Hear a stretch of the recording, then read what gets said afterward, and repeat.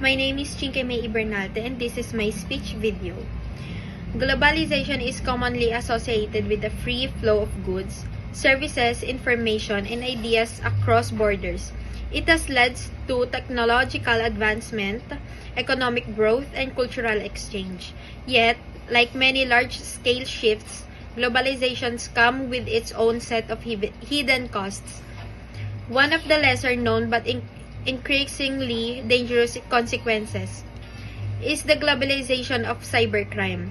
In a world where digital connectivity enables global business and communication, it also creates opportunities for criminals to exploit these networks from any location.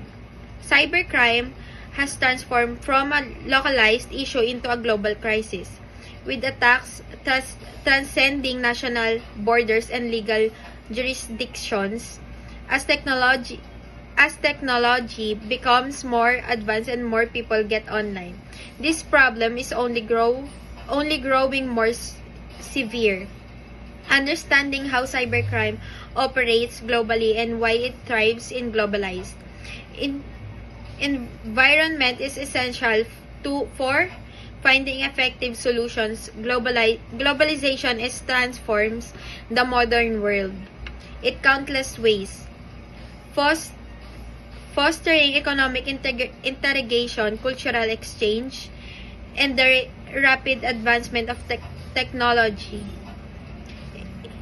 It has allowed business to operate across borders, brought people closer through communication technologies, and opened new opportunities for education and innovation. However, alongside these positive developments lies a darker reality. Globalization has also enabled to spread an evaluation of cybercrime.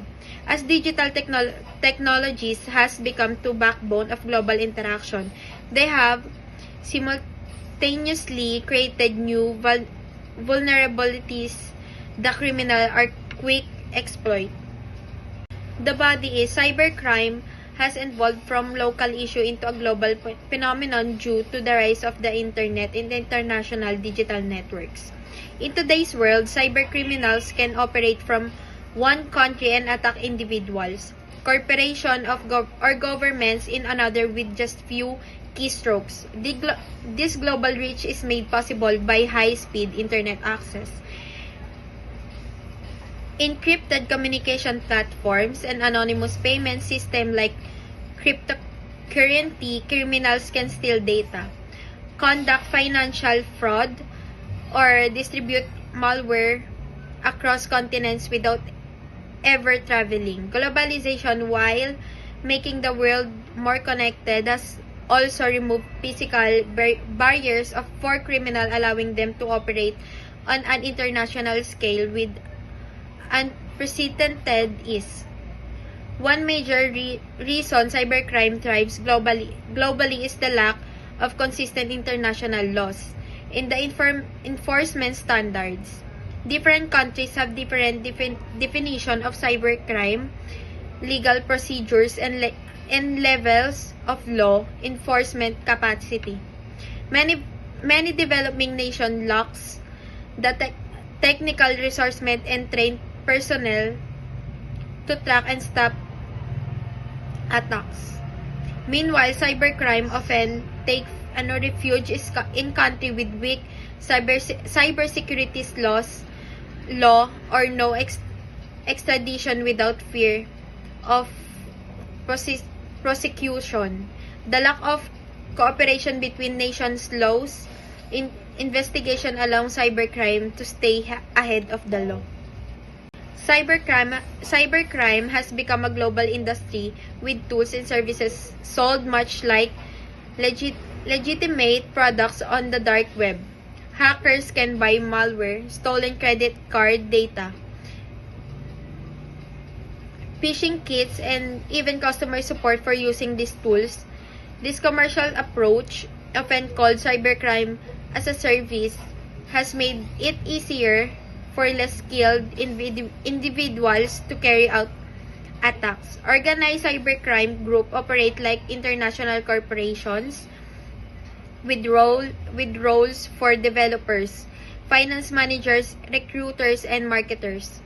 This group often collaboration across borders, further complicating efforts to trace and stop their operation. This level of organization and professionalism is the direct result of the same globalization processes that have shaped modern business. The conclusion is the world become increasingly interconnected through globalization. Cybercrime has emerged as one of the most pressing and complex challenges of the digital age. No longer confined by geography, cybercriminals exploit global networks, legal loopholes, and technological vulnerabilities to carry out attacks that impacts individuals, business, and entire nations. This borderless threat not only causes massive economic damage but also erodes trust in the very system the globalization depends on. Communication, finance, and information changes.